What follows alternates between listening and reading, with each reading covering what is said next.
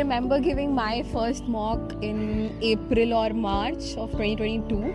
At that point of time, I could not even cross the cutoff for DILR section. So yeah, after that I started practicing a lot. I solved Arun Sharma's textbooks, both the books, one for DR and one for LI, end to end. My efforts paid off. I got a 99.97 in the CAT 2022 DILR section.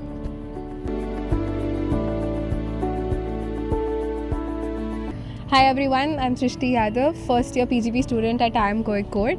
I am an electronics engineering graduate from VJTI Mumbai, and I have 11 months of work ex at JP Morgan Chase as a software engineer. Last 1 month, just make sure that you go through all the topics that are there for the CAT exams DILR section, and also revise all the basic sets. And approach is very important in DILR, so make sure that you have noted down all the approaches. At least that is what I had done during my time, and I made sure to look through that notebook again and again, so you can work on this as well.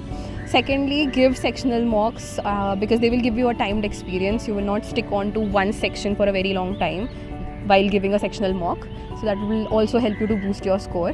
How I used to analyze my DILR mocks was I used to maintain a notebook, and whatever approach I found new in any of the sets that were a part of the mock, I used to note down the approach.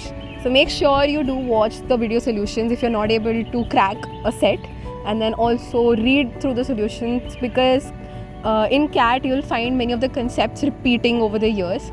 So yeah, do make sure that you are thorough with all the concepts and all the approach, because approach is the most important thing for this section.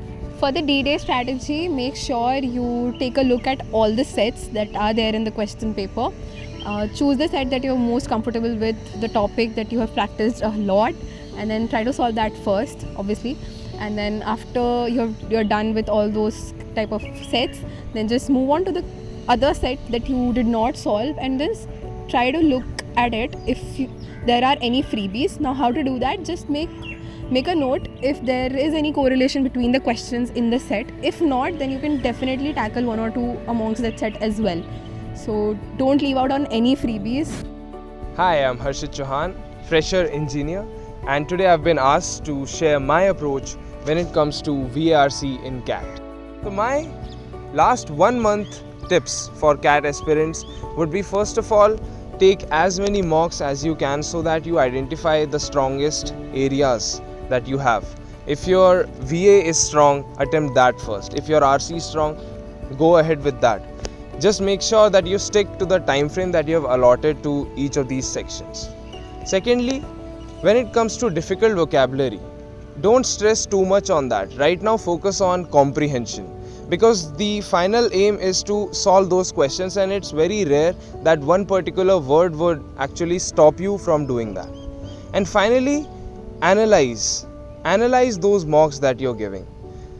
The idea here is to not mark the right answer. The idea is to actually find out if the logic that you use to finally come to that option was right or not. So when it comes to reading a passage, regardless if it's a short passage or a long passage, my approach was same. Keep connecting it with whatever you're reading right now and whatever you've read 5 to 10 seconds ago. When you end the passage, this would leave a picture or at least an idea about the passage that you've just read, which would eventually help you solve the questions quickly.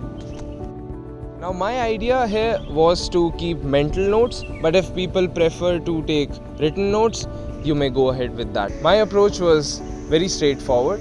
I would check how many passages there are and would just start attempting them in the same sequence that they're in. Usually there are 4 passages, so I would not spend more than 7.5 minutes for each passage. This would include 4 minutes of reading and around 3.5 minutes of solving the questions.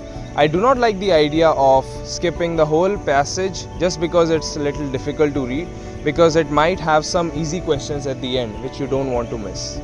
However, if I find a question which is very difficult and it takes longer than what I've planned, I would skip that particular question.